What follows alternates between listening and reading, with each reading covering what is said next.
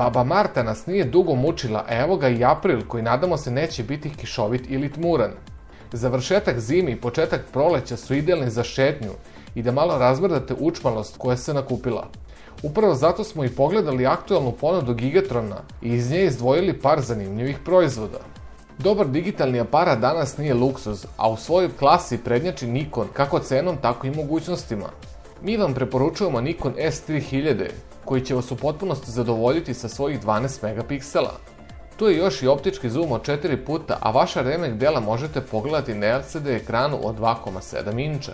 S3000 posjeduje 10 naprednih funkcija i karakteristika koje vam možda mogu zatrebati, ali će i na automatici praviti odlične fotografije. Nekada se za laptop govorilo da je kancelarija u malom. Ukoliko možete da radite negde van kancelarije, onda će vam sigurno zatrebati notebook. Toshiba je jedan od najpoznatijih brendova današnjice, a Gigatron nudi njihov model C660 za 35.990 dinara. U pitanju je laptop sa Pentiumom T4500 koji radi na 2,3 GHz. Dijagonala monitora je 15,6 inča sa rezolucijom od 1366x768 piksela.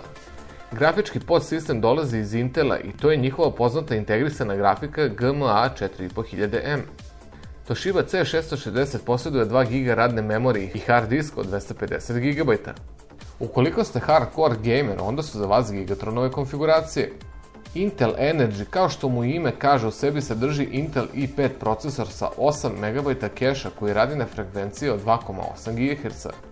Grafička kartica stiže iz Nvidia i u pitanju je GeForce GTX 450 sa 1 GB RAM-a.